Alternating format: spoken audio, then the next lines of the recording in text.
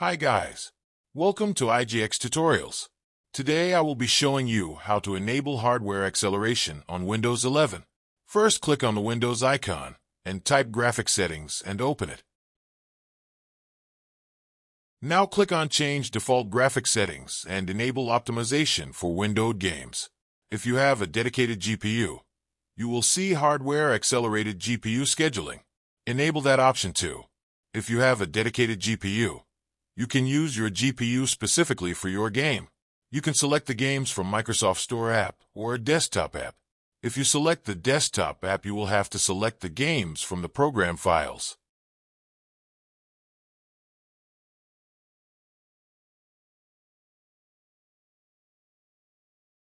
Now click on the Windows icon and type Game Mode Settings and open it. Enable the Game Mode option.